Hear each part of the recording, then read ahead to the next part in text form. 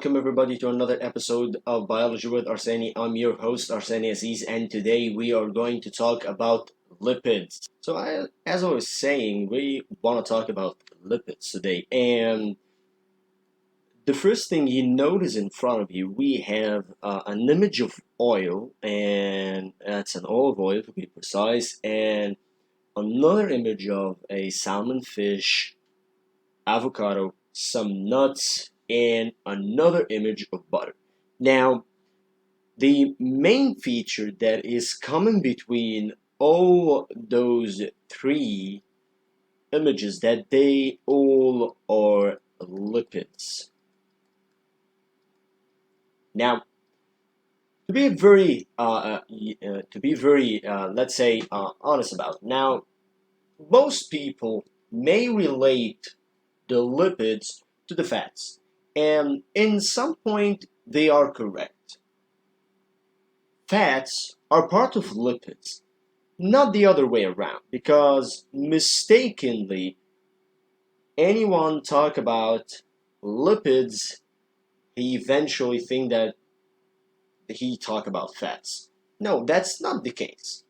Lipid is a very wide range of a very wide range of molecules that's so diverse, that's so important to our body.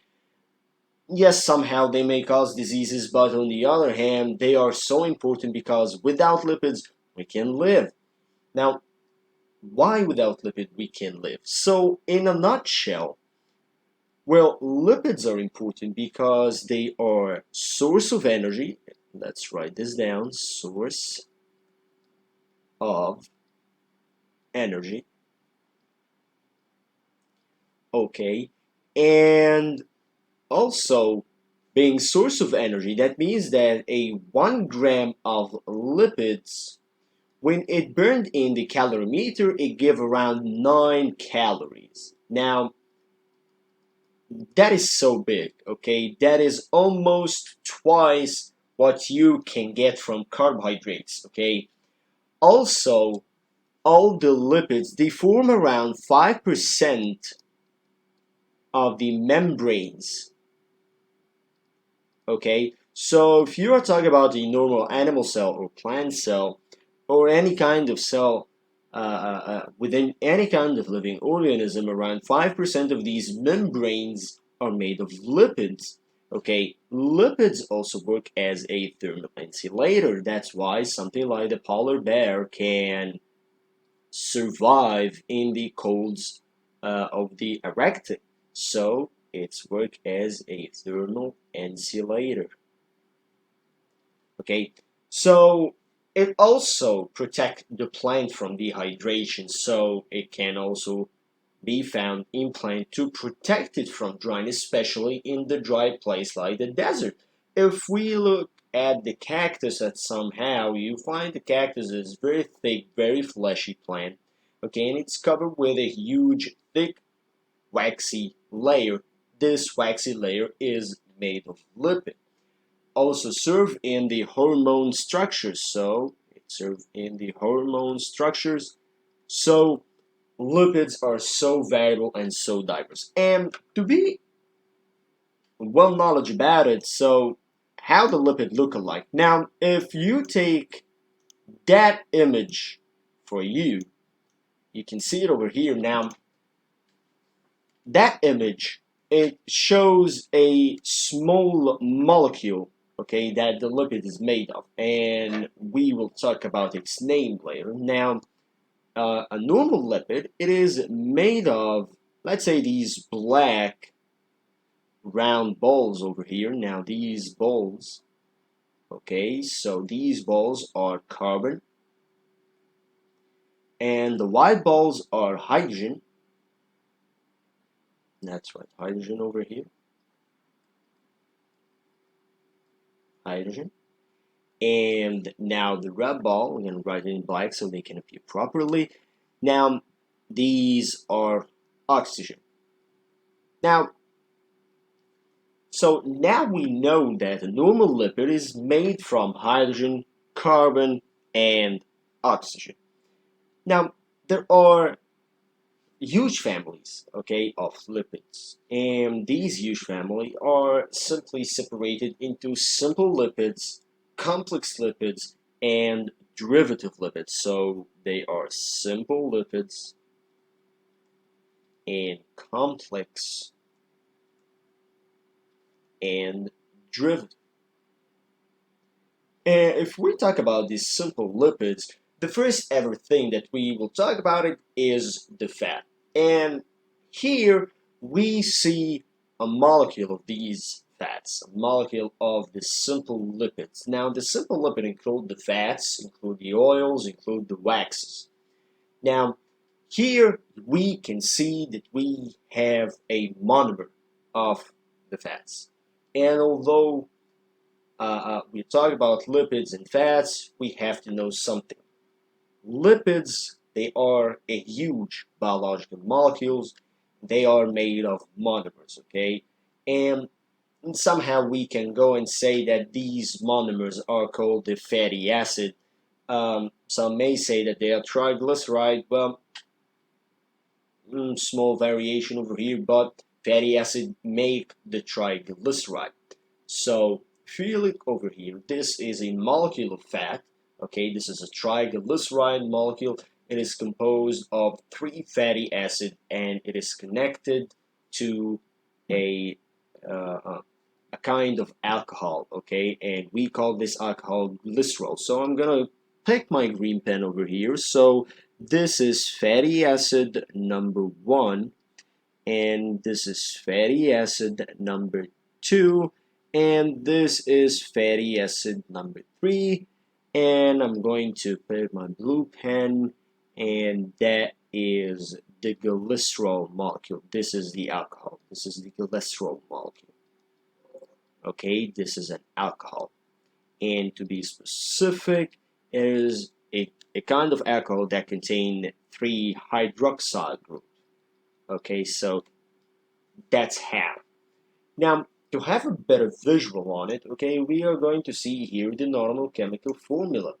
Okay, as you can see, this is the kind of fatty acid that we have over here. Okay, so this is fatty acid number 1 over here. That's it, fatty acid number 1. Okay, zoom it in. Okay, so this is fatty acid number 1. That one over here, and that's it, fatty acid number 2. Okay, and down here, this is fatty acid number 3. Now, at each end of the fatty acid, there is a kind of group, okay, and that group we call the carboxylic group. And the carboxylic group, it's what makes all the magic. It's what makes the fatty acid connect with the glycerol molecule over here at the end, as you can see it over there. So these fatty acids, some of them may be saturated. So sometimes we have a saturated fatty acid,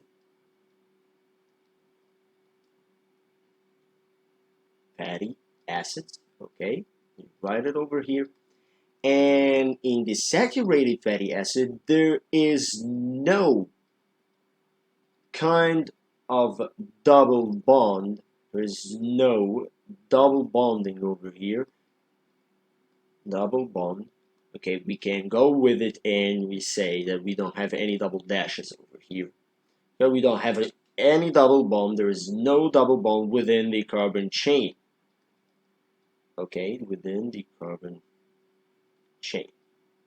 Now, how that look alike? Now, that's basically look alike like this. We have a carbon followed by another one and another one and another one and another and another and another, and at the end we have the carboxylic group. Okay, so, and everything over here contains hydrogen, and that's what a saturated fatty acid look alike. Now, sometimes we find this saturated fatty acid and, well, we call them a bad dietary fats. They are bad dietary fats, so bad. Bad dietary fats. Okay, why they are bad dietary fats? Well, that is simple. They are bad because they cause a blockage, okay, within the arteries, in arteries, yes, and veins. Basically, they causes a cardiovascular diseases, okay, and that doesn't mean that we don't need them. We need them in a very limited amount. We need them in, let's say, an amount that our body can handle. We cannot keep consuming saturated fats, okay, and eventually we expect to live a long life. Now, consuming large amount of the fatty acids, especially the saturated ones, well, that can cause huge serious problems, especially for the people who have a rich diet in saturated fats. Especially, we can find these kind of saturated fats in the let's say junk food and fast food contain lots and lots of these saturated fats. Now, these saturated fats, they are normally found solid within the room temperature. Now, that is something. Solid at room temperature. Well, being solid at room temperature, well, you can find it in the fats of the animal. We can find it in the butter. We can find it in lard. We can find it in grease. Okay, so the things that we call it the saturated fatty acid. On the other hand, we have another kind of fats, and we call it unsaturated fatty acid. So I'm gonna get another color for it, so it can be nice and clean. So I'm gonna pick a green color. Green is nice. So we have the unsaturated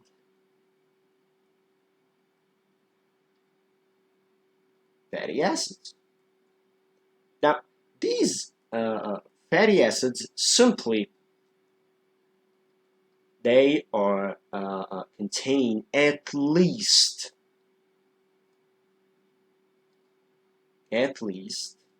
let's say at least one double bond. At least one double bond may contain more than one, but at least they contain one double bond. So basically, you can find the carbon chain like this, and voila, here is your double bond, and you can continue like this, no problem. I'm sorry. So, and that's how your unsaturated fatty acid look like. So, these unsaturated fatty acids, we call it a good fats. Yes, they are the good fats. Now, they are the good fats because they are important to our systems. Because consuming them will eventually lead to the decreasing of the amount of the bad fats that we have inside our bodies, and they can help us to remain healthy. We can find the unsaturated fatty acid within the salmon fish, we can find it within avocados, we can find it in nuts, we can find it in vegetable oils like the olive oil, canola oil, coconut oil, and corn oil. Also, we can find it in sunflower oil.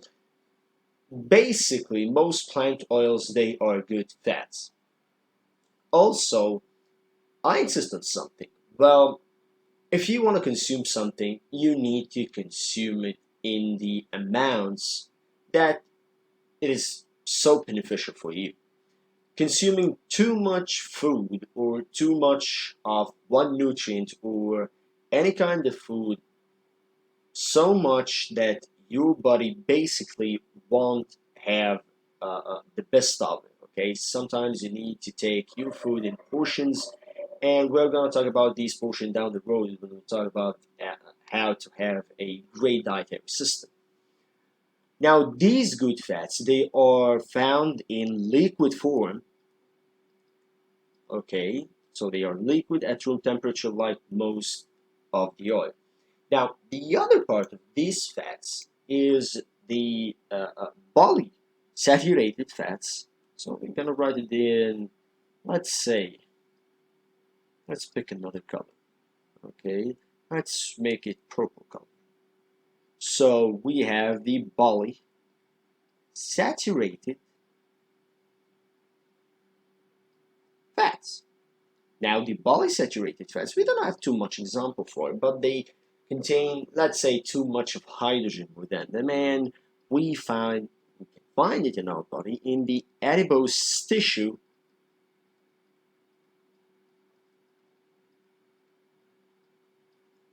and under our skin.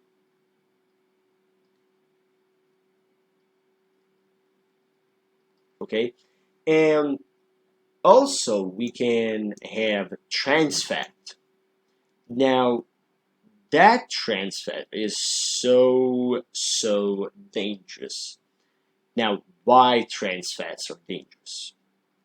Trans fats. Now, trans fats, they are created by a process that we call it hydrogenation.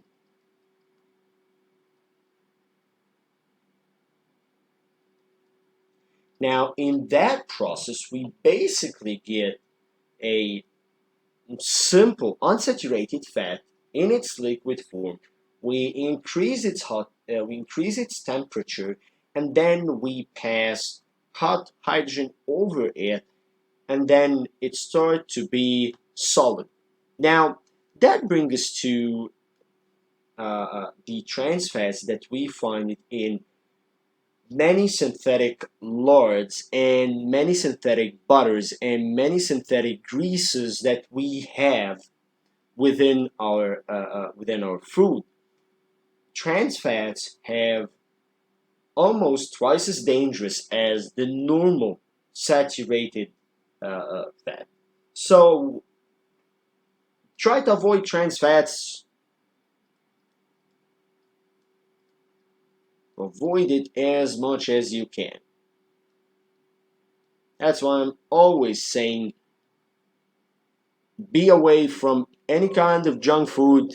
It's not good for you. It's not good for your health. And uh, uh, uh, uh, it's not nice at all. So try to avoid as much as you can from. So let's go back and talk about the lipids. Now we talk about how the lipid look alike. Now, and we have talked about what are the lipids, the simple lipids, what are the fats, what are they look alike, the saturated fatty acid, the unsaturated fatty acid, polysaturated fats, trans fats. So let's move to the other point. Now, the other point is the waxes. Now, waxes basically we can find it. I'm not talking about the normal wax we use it in birthday, we use it when the light goes off. No, I'm talking about the wax that found over the plant surface. So let me show you a plant leaf. So that is a plant leaf. Now over the plant leaf there is a small coverage. Okay, now that small coverage is called the cuticle. Now, I'm going to talk about the cuticle when we talk about the plant in the next episodes.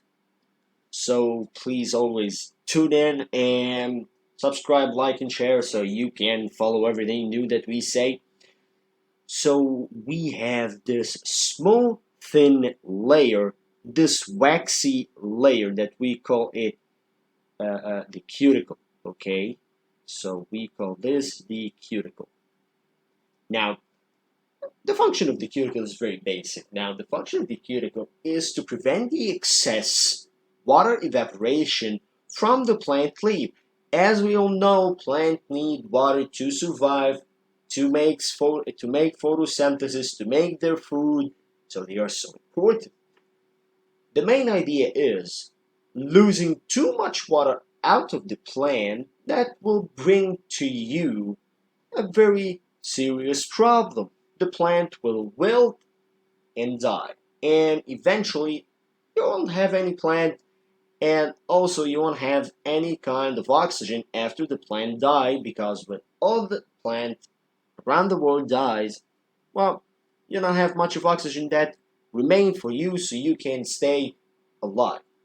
So how these waxes are made of.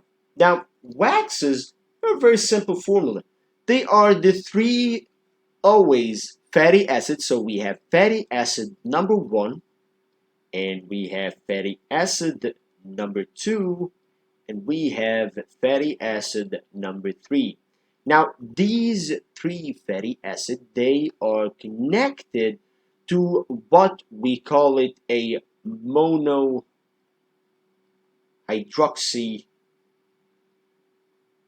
alcohol. Now, that's a very fancy word to write. Now, a monohydroxy alcohol means that it is an alcohol with one hydroxyl group, not like the glycerol, which contained 3 hydroxyl groups.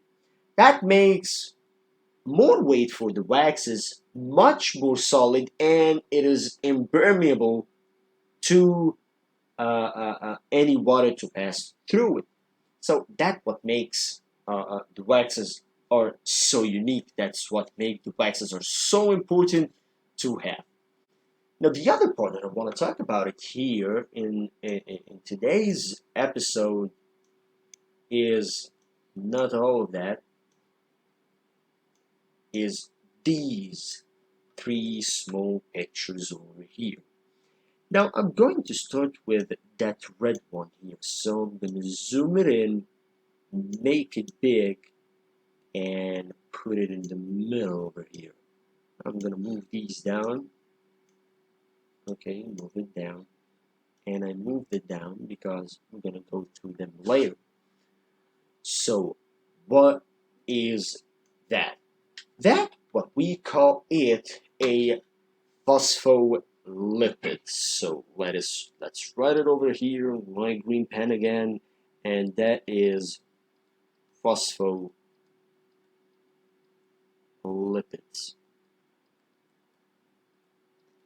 Huge word, big word.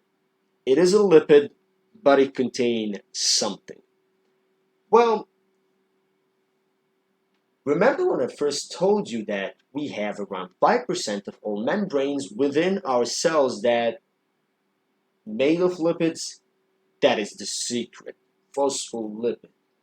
In the cell membrane, there is something that we call it a phospholipid. How the phospholipid is made is so simple. Instead of having 3 fatty acids like we used to, now we have 2 fatty acids, and we have a phosphate group with a choline group connected with the glycerol molecule to form the phosphate head. Okay, so this is the head, the big red one over here. And the 2 fatty acids, they form what we call it a tail. Now, for the record, the head is hydrophilic. Now, what the hydrophilic means, it means it loves water. That's in simple terms. It loves water means it can dissolve within water. And a hydrophobic mean it comes from the phobia word. Now, the phobia means that he's afraid of something. So a hydrophobic, he's afraid of water. So we call it a water-hating molecule.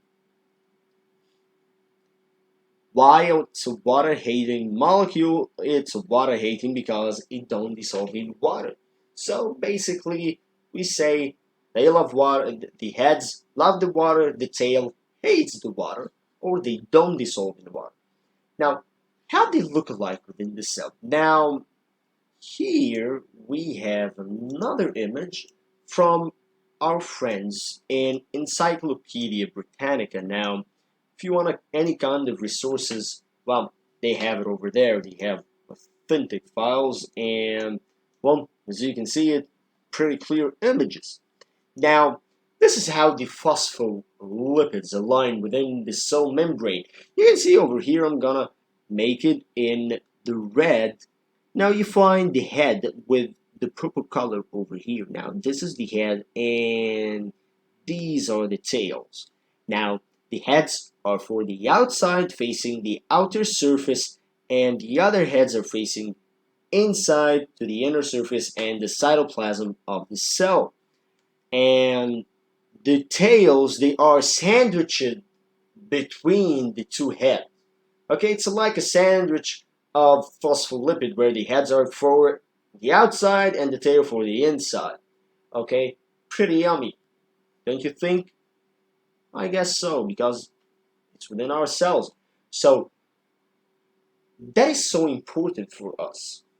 Why it's so important for us? Because the phospholipids, it helps our cell to choose what kind of molecules to enter within our cells and what leaves our cell. This is according, of course, to a predetermined program within our cells. Okay, so we call a property of that, we call it a selectively permeable membrane, and we're going to talk it when we talk about in detail about the cell and how the cell looks from the inside. It's going to be pretty over here. Now, so that's the cell membrane, okay? So let's have another look at it. So if we're going to look at it in terms of chemistry, how it looks like. So let's get that picture, make it big. Also, shout out to my friend in Encyclopedia Britannica, my friends over there. So this is the structure formula for the phospholipids. So here with my green pen, okay, this is the choline molecule over here. Okay, all of that. I'm sorry. And this is the phosphate group, the PO4 group.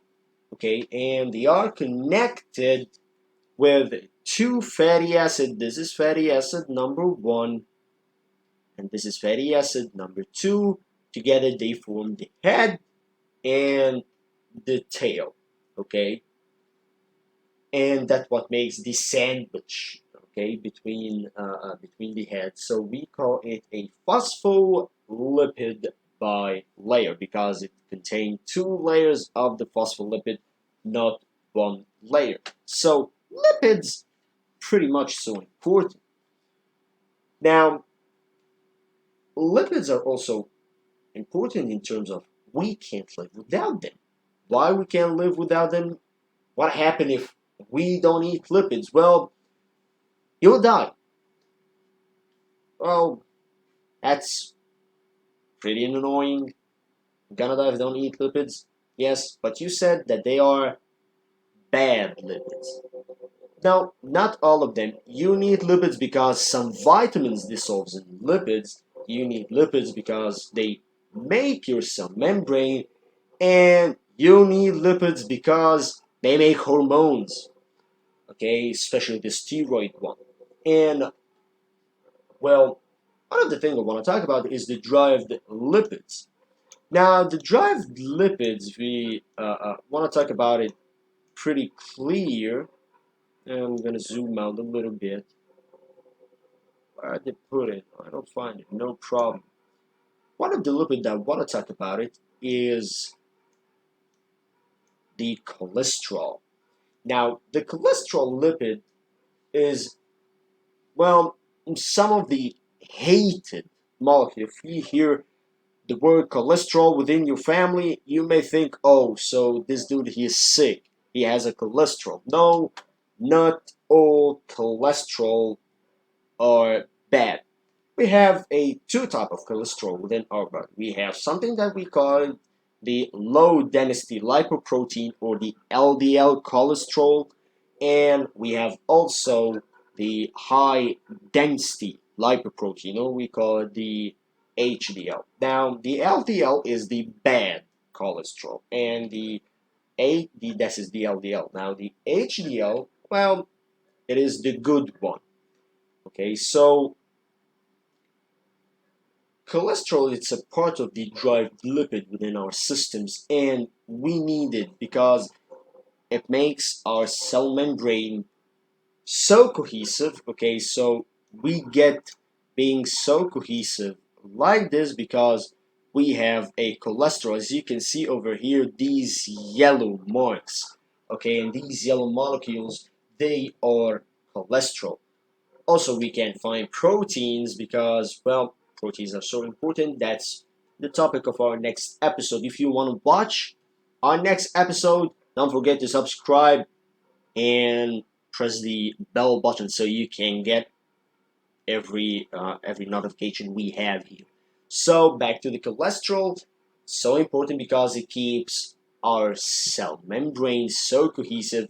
It doesn't make it, well, dissolve within the cellular liquids. Okay, so the final part is how we're gonna know if our food contains lipids or not. Well, there are too many tests, okay, but for a simple test in the lab, well, we have a very simple test that we call it the Sudan 4 test. Now, the Sudan 4 test is so simple. Now, Sudan 4 is a like a yellowish brown liquid. Now, in the presence of lipid, this yellowish brown turns into red. So if your food turned into red, you know it contained lipid. Another test that we can test it for the presence of lipids is the emulsion test. Now, let's write what happened within the emulsion test.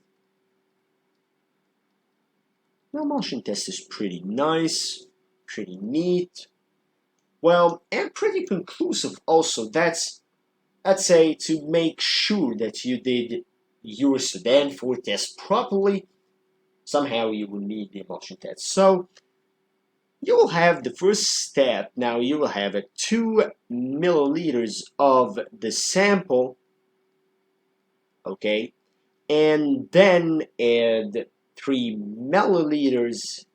That's right. Add at the beginning over here.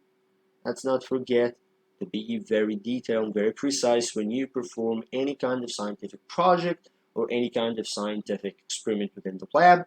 Always wear your hand gloves, always wear your eye protection, always wear a cover, okay?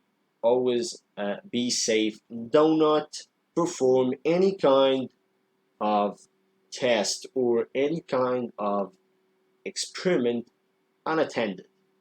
Please do your experiment with your teacher's help, or if you do it in college, please do it under the supervision of your professor. So let's go back. So we are going to add 3 milliliters of alcohol, and after adding 3 milliliters of alcohol, we mix it and we shake. Shake so hard until everything is bathed and everything is done great. And then we will add another 3 milliliters of H2O. That is water, by the way. So if the sample goes turbid, so we have 2 types of answer over here. If the sample goes turbid,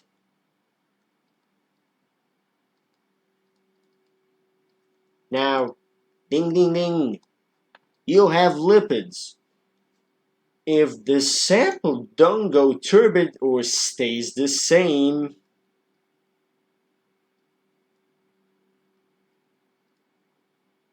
well, unfortunately, you don't have lipid within your sample. So that is all for today. Thank you so much for being here. See you the next time. Remember, every Saturday, 6 p.m. Don't forget our date. Remember, subscribe, like, share it with your friend, tag your friend in your videos so everyone can share the knowledge. Thank you so much for being here. I was Arseni Aziz, and that was Biology with Arseni. See you next time.